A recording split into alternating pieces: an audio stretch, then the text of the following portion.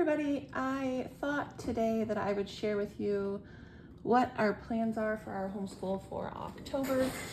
I have been trying to look at the month as a whole and get kind of everything together, and so I thought I would take you through kind of what things we're adding in October, and just what I'm doing to plan for the whole month. So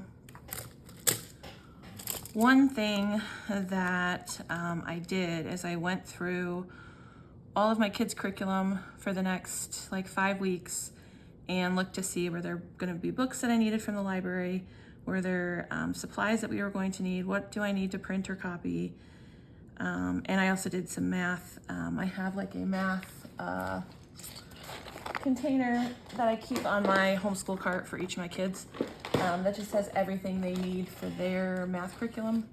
So my son was going to need some things added to his bag, so I just made note of all of that so that I can just go ahead and get it all taken care of now, and then I'll be kind of good for the next 4 weeks. So I've started some of this and I'll finish it probably this weekend, so that'll all be taken care of.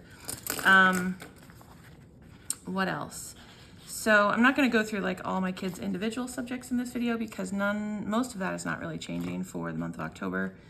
I will show you some of our group subjects though. So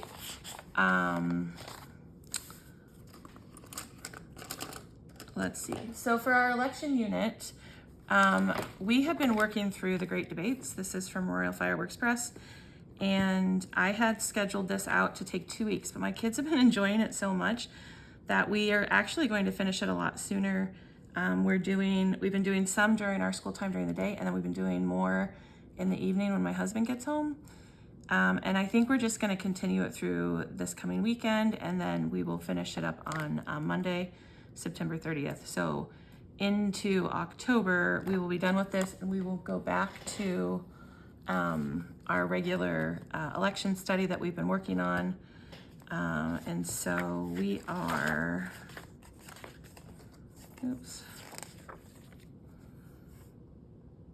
so we'll be to week 7, and this will take us through the end of October.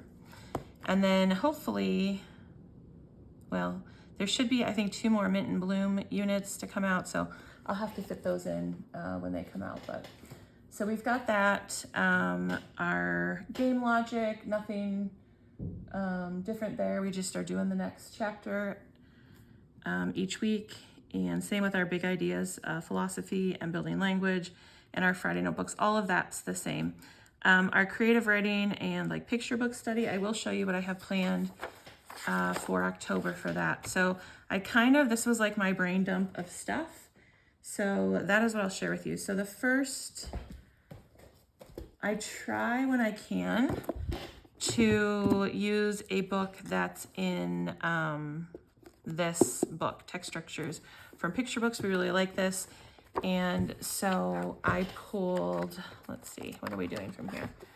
We are going to be doing My Monster and Me and Stregonona. So we're going to do Stregonona first because my son's doing Italian kind of in his cooking. It's an Italy box from Radish Kids, so I thought, Stregonona and the pasta, that kind of ties in with what he's doing there. So we're going to do Stregonona, which I got from the library. We're going to do that, and then the way I use this book is typically we stretch this over 2 weeks. So the first Friday that we do it, we do like this, and then the second Friday we go in and do a craft challenge and something else with it. So that will be 2 weeks, and then typically for the 3rd week I like to pull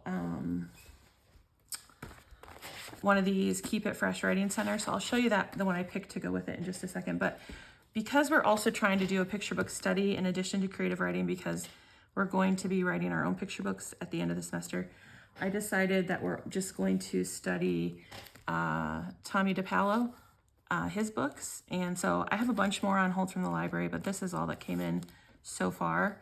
And then this book I thought looked really cool, The Worlds of Tommy DePaulo. And because so much of his work is based on like his childhood memories or stories he was read as a child, I decided that we're going to do this Memory Twists Writing Center for the 3rd week. And this is one where basically you you choose a memory that you have from your, a real story from your memory, something that happened, and then you kind of twist it and you make something happen in your story that didn't happen in your memory. And so we'll do that to kind of go along with our Tommy DePaulo things. And then there's also a little section in here on Stregonona. So we will do that as well. And then, so yeah, that will cover like 3 weeks. So our creative writing will actually take us into November, I believe. I don't know, depending on how I lay it out in my planner here. Because then the next section I have is monsters. And so again, in this book, there is this book called My Monster and Me.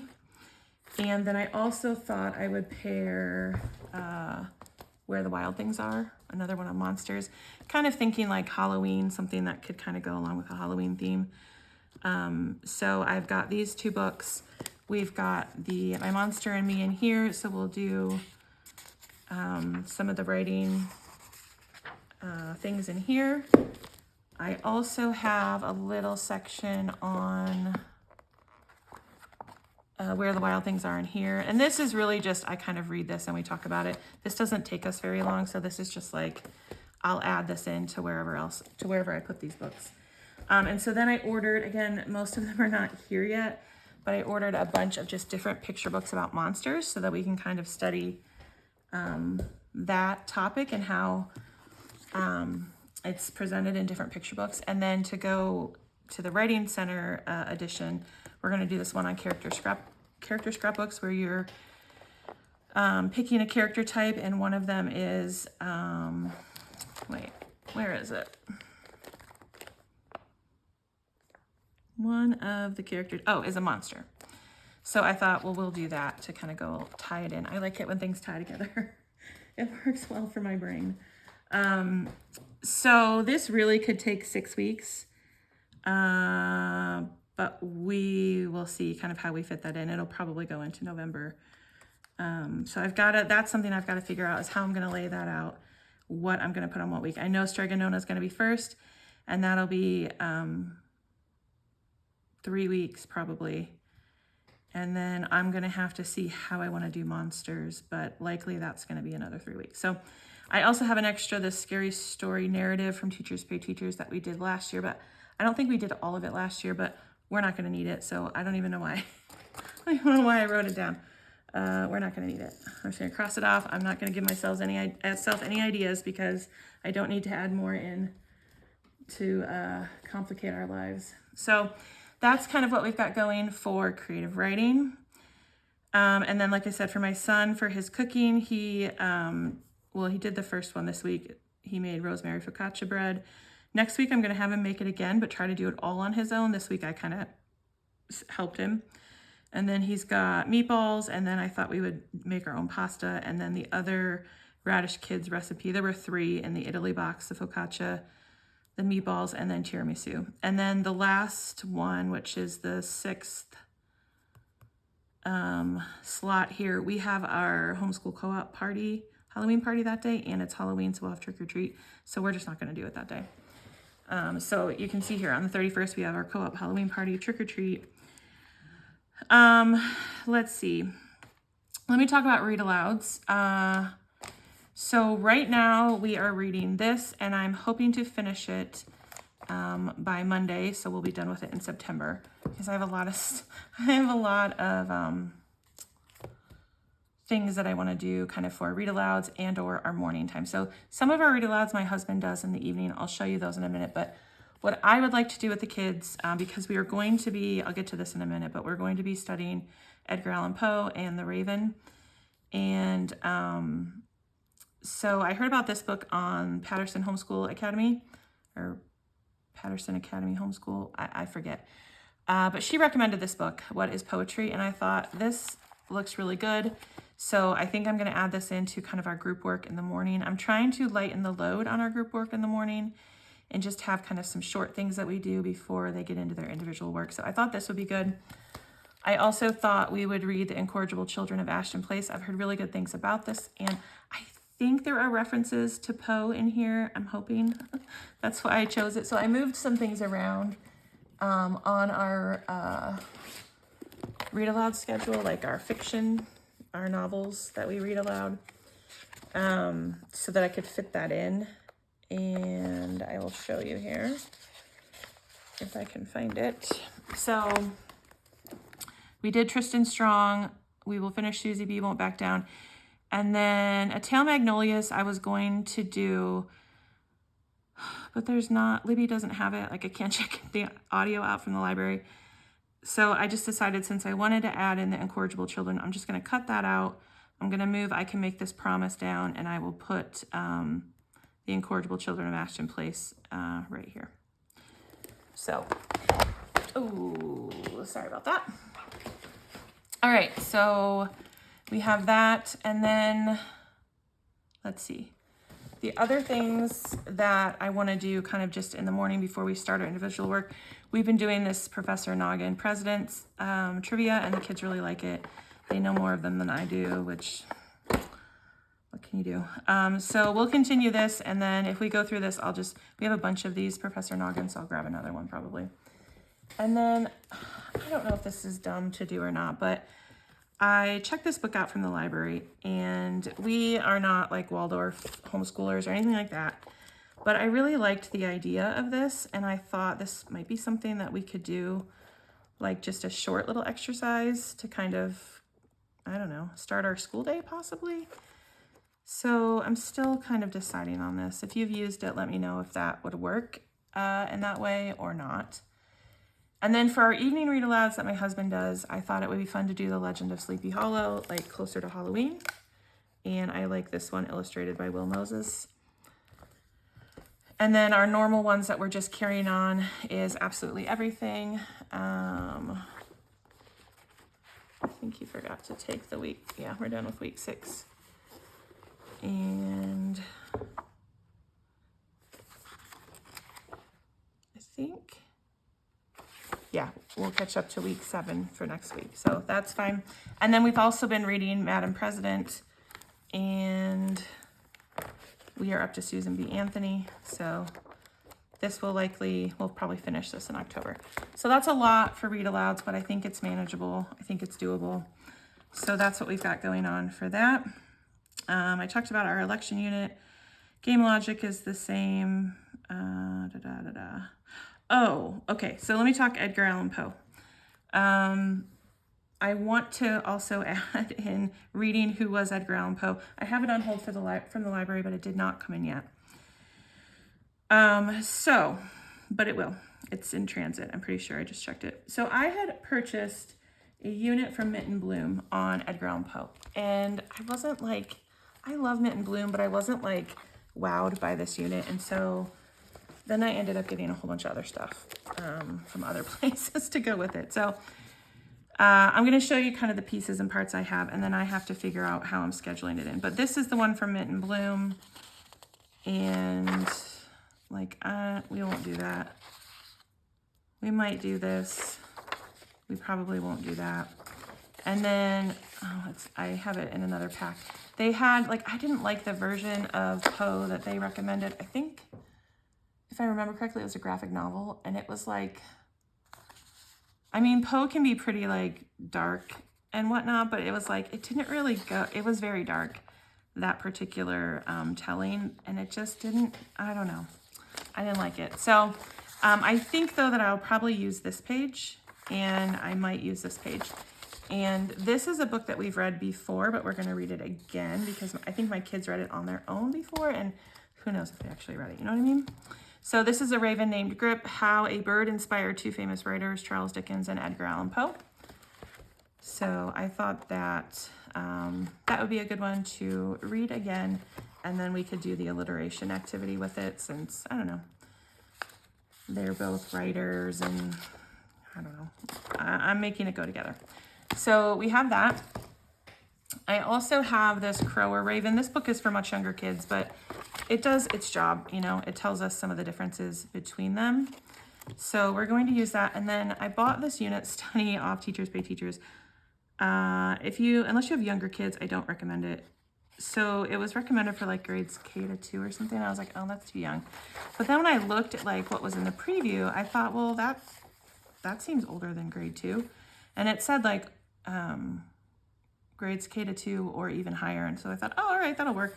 Pretty much this is it as far as what I can use from it, because the rest is all like, you know, those like number clip cards and I don't know, put the crows or ravens in size order, and the rest was too young. I shouldn't have bought it, but it is beautiful and it does have some good information that we can use. So we will do that along with this book. And I'm looking at just one of these on a Friday during our Friday group work. Okay, I don't know where I'm putting this stuff. I can't remember, but I did print out, if you've never used Super Summer before, I think it's really great. I did a like year subscription. It was really affordable, but it has so many novels in it and all kinds of information, like longer books, like there's a summary of each chapter. There's background information, literary context, historical context. This one has poem analysis, themes, all kinds of stuff. So I printed that out for the Raven. Where am I putting this? Oh, okay. So I think I've got a couple books here that we're going to read. This one's called The Raven Mother. And this is like, I believe, a Native American or indigenous tale or story from Canada. And it kind of shows the raven and the wolf working together. So we're going to read that. I also got this Ravens and Wolves Team Up to go with it so we can learn a little bit more other than what's just presented in the story. And then I thought that to go along with this one, it would be a good time to fit in like another kind of folktale that involves the raven. So I got those, and then I decided with those, I found a video on YouTube that is like a painting tutorial on, I can't remember his name, a Native American artist. And so they tell you a little bit about the artist, and then you do this raven art. So I thought we'd put those together. One of these, oh, I think it was with this one. Where did that go? Oh, I didn't show you. So I have this little how to draw a raven. So I thought we would draw it and then label it as well. There is a labeling activity in here, so I don't know if we'll do this or not, but I think they'd like this one. So I put this with this book. All right, so that is that. And then lastly, no, almost last, I have this book, the illustrated Edgar Allan Poe. And I got this pack on Teachers Pay Teachers, which is vocabulary and background knowledge. And I really like this one. It's got a lot of vocabulary activities, difference between alliteration and assonance, background knowledge, making connections, magic squares, all that. So I got that to do kind of when we start, and then I marked the raven in here and one of the activities on the side here. And then if we need an extra Poe poem, we want to read another one. I mean, the kids can read any of these they want, but I thought the Haunted Palace might be nice for kind of Halloween time. So I have these two to go together. And then the last thing I have is I got this poetry escape room off of Teachers Pay Teachers. I have no idea if it's going to be any good, but we're going to give it a try. And it teaches different different aspects of poetry using the raven as like its base. So I think we'll try that. All right, so that's everything I have for this kind of Edgar Allan Poe study. I had a couple other books on hold from the library that haven't come in yet. So this may change a little bit if those books come in and I really like one of them better than what I have. But for the most part, I feel pretty good and planned. I'm just going to pluck each of those in. I think I have 5. Do I have 5?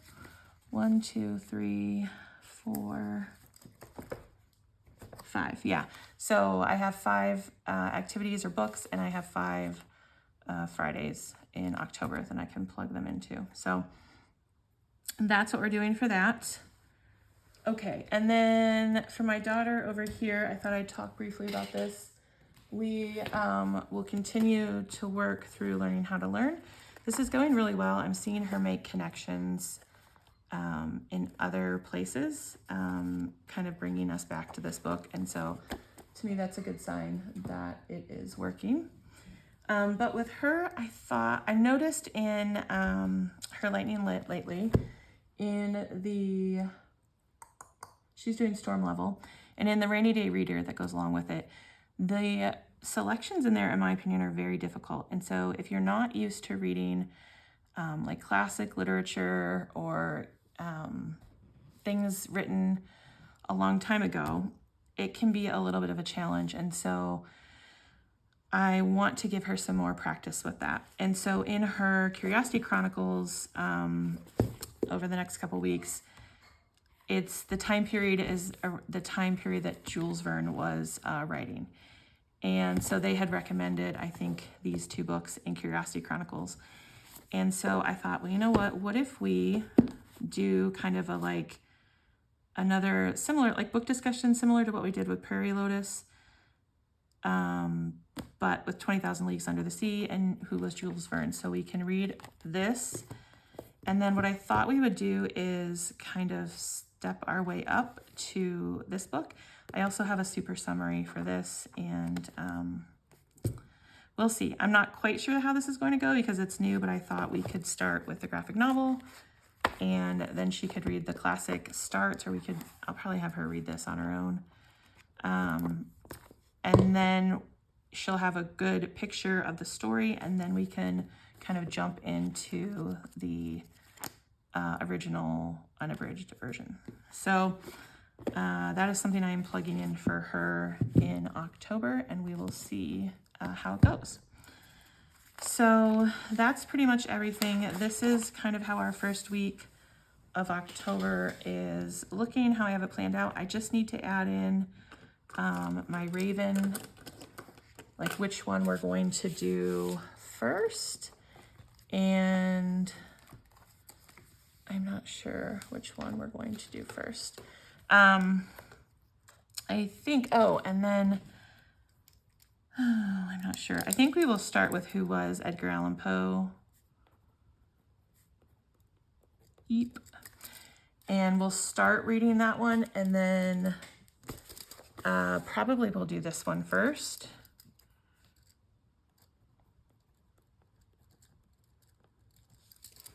And then the next week, I think we'll actually read The Raven. And yeah, so this will be week 2. And then I think week 3.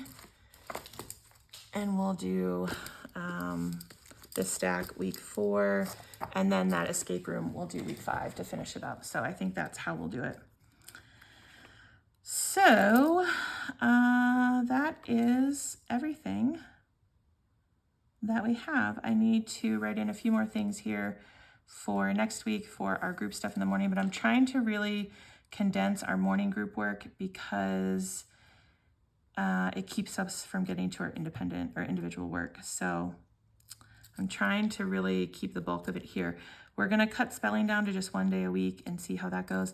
And then I put on hold our ADHD workbook and the Writing Revolution, at least for a couple weeks, so we can kind of see how this works for us.